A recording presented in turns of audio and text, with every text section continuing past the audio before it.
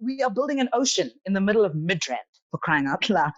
And yet people cannot find housing close to that very giant development where they're going to be expected to work.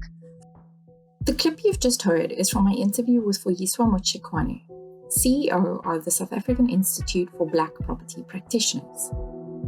It's a clip packed with emotion and frustration.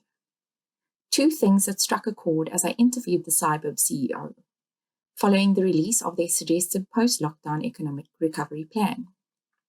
But things are moving at lightning speed right now, unlike spatial transformation.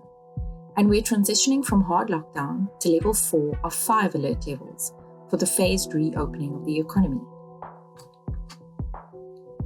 One of the other facts which Vuyiswa mentioned, which is quite hard to digest, was this. South Africa was designed for exclusion. Every aspect of our cities, every aspect of our economy was designed for exclusion. For us to be able to close many of these gaps that we see and to catalyze the kind of growth we want to see, we're going to have to bring the majority of South Africa into the fold. And to do that, we have to bring them close to work opportunities. We have to reduce the cost of public transport. I mean, the average South African is spending 40% of their salary on public transport just to get to work, and that's highly problematic. And it's certainly a function of our spatial planning. I broke it down. South Africa's minimum wage is 20 Rand 76 cents. And the average domestic worker spends 8 hours at work to earn about 160 Rand. If they're traveling from Alex to, say, Sandton, they'll spend an average of about 40 Rand for a return journey. Over a month, assuming they have 22 days of work, that is, they'll earn about 3,520, and transport would cost them 880. Either way, supporting a family on those numbers is a tough ask. Research for this podcast episode included a look at the 2019 Gauteng Spatial Transformation Report. It details the rise and fall of populations across informal and affluent suburbs as workers move to and from work. It specifically looks to outline the core levers for good spatial development and planning. Those suburbs I just mentioned, Alex falls by 17% during the day, while Sandton's population blooms to 49%. Here's what Vuyiswa has to say about some of the solutions to address this. Let's subsidize transport via the taxi industry. Taxi industry transports 60% of our population. And that 60% of the population is spending 40% of their income on taxis. It's a no-brainer. Absolutely. Secondly, let us make available well-located land in urban areas for development. And thirdly, absolutely continue to catalyze and put pressure on private developers to implement inclusionary development. Throughout the interview, Vuyiswa uses this term, stressing the need for inclusion, for mixed-income homeowners to be factored into planning to address spatial transformation. But it's a problem not easily solved in one giant swoop, as she tells me. There are two sides of the coin, Celine. On the one hand, we look at what we currently have, and we understand that the majority of business sits in our CBDs. Even some of the new business districts, like I'm from Johannesburg, and Sandton, Fourways are some of the new kind of business districts that have come up in the last 20 years. Now, ideally, what we'd like to get to is a point where we have, because what we already see anyway is that the minute, Fourways starts coming up, you end up getting an informal settlement popping up also right next to it. I mean, it's the logic of human migration.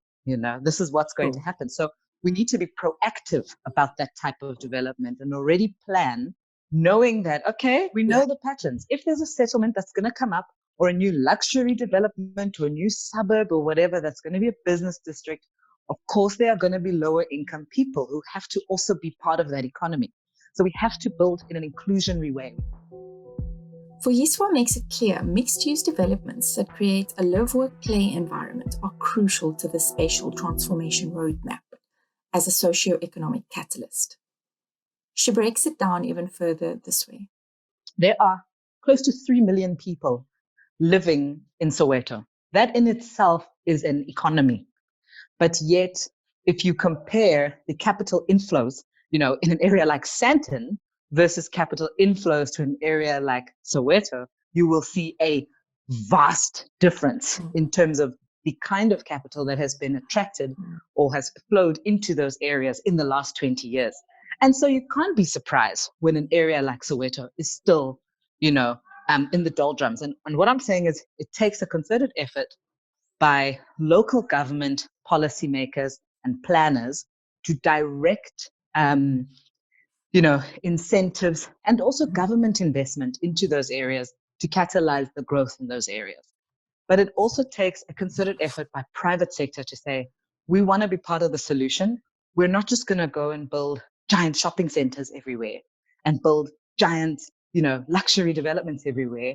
We're going to embrace some of the policy instruments that already exist via policies like the inclusionary housing development policy and implement them. There are so many policies already that one can refer to, whether you're talking about SPLUMA Act, the Integrated Urban Development Framework, the inclusionary housing policy in Johannesburg City. I mean, there are just hundreds, but yet we see no implementation of this. And we're going to crash and burn, quite frankly, if we don't find a quick solution to this. And this situation shows us that, we cannot, as it stands right now, even implement social distancing because there are parts of our country, large population groups in our country, who physically cannot social distance because they do not have decent places to live. So there we have it. Whether we're on alert level 4 or 1 of the phased reopening of the economy, South Africa is grappling with the safety of space. And it's clear the work is cut out for all stakeholders concerned. To reiterate my first point, it certainly requires an all-stakeholder approach and commitment. What has been so inspiring to see during this COVID-19 crisis is that it can be done. In fact, we have amazing capabilities and capacity in leadership,